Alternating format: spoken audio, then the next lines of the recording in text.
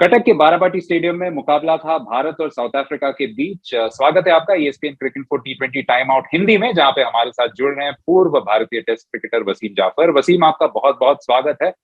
काफी अनोखा ट्विस्ट इस सीरीज में। आपने शुरुआत में जरूर कहा था कि शायद साउथ अफ्रीका इसमें फेवरेट जरूर है, लेकिन दो काफी आसान जीत उन्होंने हासिल कर ली। क्या ये आपने सोचा था, या थोड़े से निराश है भारतीय परफॉर्मेंस से?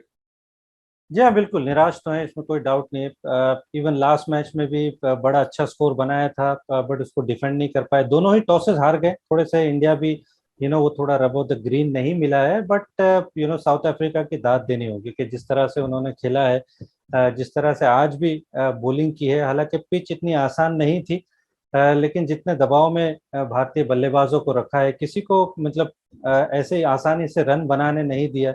खास करके बवुमा ने जिस तरह से कप्तानी की, बहुत इम्प्रेस मैं उनसे हुआ हूँ कि जिस तरह से स्पिनर्स को उन्होंने ज़्यादा बॉलिंग नहीं करवाई, जिस तरह से फास्ट बॉलर्स को रोटेट किया है, जिस तरह से फील्ड सेट की है।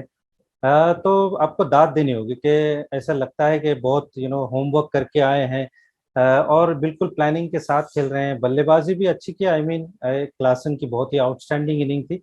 हालांकि इंडिया ने थोड़े से इन रोड्स बना दिए थे पावर प्ले के बाद में भुवनेश्वर कुमार की वो स्पेल की वजह से, बट एक आउटस्टैंडिंग इनिंग रही, वरना मुझे लगता है कि थोड़ा सा ये मैच इंटरेस्टिंग हो सकता था। जी हाँ, आपने जिक्र भी किया, और क्लासन ही हमारे फर्स्ट पॉइंट है जिनके ऊपर हम डिस्कशन करेंगे, क्योंकि टॉप स्कोरर भी थे। बहुत जबरदस्त पारी उन्होंने खेली।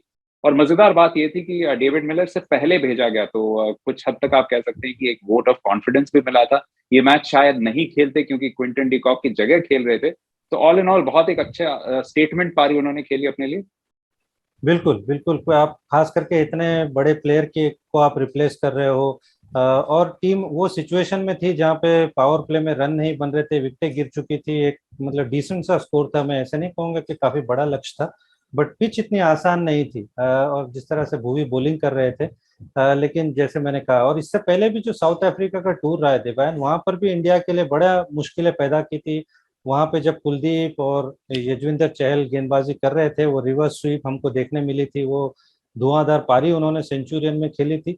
वापस से एक thorn in the flash Indian team के लिए वापस से बनकर आए।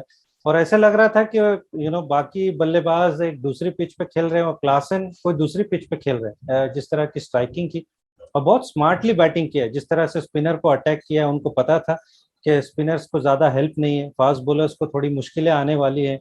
ये पिच मानी नहीं जाती है कि बॉल यहाँ पर स्पिन होगा। तो अक्षर पटेल को जिस तरह से अटैक किया, जिस तरह से यजवेंद्र चहल को अटैक किया, तो बहुत कमाल की पारी रही है और बहुत ही आउटस्टैंडिंग पारी रही, जिसकी बदौलत साउथ अफ्रीका ये मैच जीत पाया है। जी हाँ, बहुत योजनाबद्ध बल्लेबाजी। लेकिन बात करते हैं, कटक में मैच था जिसे ट्विन सिटी कहा जाता है, भारत के पूर्वी छोर पे है। भुवनेश्वर के साथ है, तो भुवनेश्वर कुमार जाहिर है हाँ। अच्छा खेलने ही वाले थे। बहुत कमाल की गेंदबाजी भारत के लिए, किसी भी लूजिंग कॉज में सबसे बेहतरीन बॉलिंग फिगर्स इस प्रारूप में। 4 ओवर में 4 विकेट लिए, 13 रन दिए, और ऐसा लग रहा था वसीम कि किसी भी वक्त जब उन्हें गेंद थमाई जाए तब विकेट ले सकते हैं। बिल्कुल बिल्कुल, और ये हम देखते भी आ रहे हैं कि इससे पहले आईपीएल में बहुत बढ़िया फॉर्म में थे।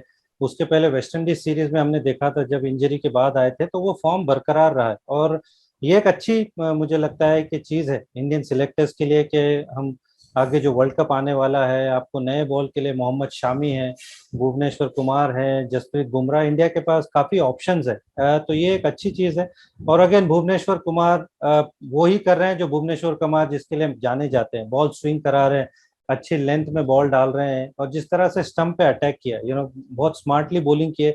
जो पहली इनिंग में इंडिया ने बैटिंग किया, उन्होंने देखा होगा कि पिच में क्या चीज़ ज़्यादा मुश्किल है। वो जो 6 से 8 मीटर वाली गेंद है, वहां पे ज़्यादा बॉल पिच कराए और अंदर लेकर आए, स्टंप पे अटैक किया, और जिसकी वजह से उनको विकेट मिले। सो ये एक एक्सपीरियंस दर्शाता है कि भुवनेश्वर कुमार जो एक्सपीरियंस है उनके पास में, और एक कॉन्फिडेंस जो उनको मिला है, इतने साल से वो खेल रहे हैं। अभी ज्यादा उनको पता है कि वो टेस्ट मैचेस की तरफ उनका पर सिलेक्टर्स का ध्यान नहीं है, वो सिर्फ वाइट बॉल क्रिकेट खेल रहे हैं। तो इट शोज के एक श्रूड ऑपरेटर हैं, उनको पता है कि कौन सी पिच पे किस तरह की गेंदें डालनी है। And it's a very very nice to see. जी, और आपने जरूर जिक्र किया था कि साउथ अफ्रीका के गेंदबाजों ने भी बहुत अच्छा प्रदर्शन किया, लेकिन क्या खामी रह गई भारतीय बल्लेबाजी में? और खासकर आपसे ये पूछूंगा कि नंबर 6 पे अक्षर पटेल, दिनेश कार्तिक से पहले, क्या इसने आपको थोड़ा सा सरप्राइज किया, इस मूव ने? थोड़ा, हाँ जी, बिल्कुल सरप्राइज तो किया, लेकिन शायद मुझे लगता है कि वो एक जो फिनिशर का रोल है, आई थिंक वो शायद दिनेश कार्तिक को दिया गया है कि इरिस्पेक्टिव ऑफ द सिचुएशन शायद आप लास्ट 5 ओवर के बाद ही बल्लेबाजी पे जाओगे, तो मे बी शायद उस वजह से अक्षर पटेल को भेजा गया, क्योंकि अक्षर पटेल भी अच्छे खासे बल्लेबाज हैं, उन्होंने भी आईपीएल में अपने दम पे बैटिंग पे मैच जिताए हुए हैं। तो even though I was surprise, but I can understand कि ये क्यों किया गया है। वो रोल मेरे ख्याल से स्पेसिफिक कर दिया गया है, और कभी कभी मुझे लगता है कि एक बेटर भी है कि आपने अगर किसी बल्लेबाज को फिनिशर का रोल दिया है, तो अगर उसको ज्यादा ओवर मिल जाते हैं बाय डिफॉल्ट, तो कहीं ना कहीं वो थोड़ा कंफ्यूजिंग होता है कि अभी जाके थोड़ा संभाल के खेलना है, फिर उसके बाद में लास्ट 3-4 ओवर में अटैक करना है। बट आप सीधा एंड में आते हो, 3-4 ओवर रहते आते हो, तो आपको पता है कि अब मुझे सीधा फिफ्थ गियर या फोर्थ गियर डालना है, and I have to go from ball 1। तो कहीं ना कहीं वो मुझे लगता है शायद रोल क्लैरिटी है, जो मुझे लगता है दिनेश कार्तिक को भी पता है। जी हाँ, एज ऑलवेज आपके सटीक विश्लेषण के लिए बहुत बहुत शुक्रिया वसीम। आपसे फिर से मुलाकात होगी तीसरे T20 इंटरनेशनल के बाद। आज के लिए ESPN cricket 4 T20 time out Hindi में बस इतना ही।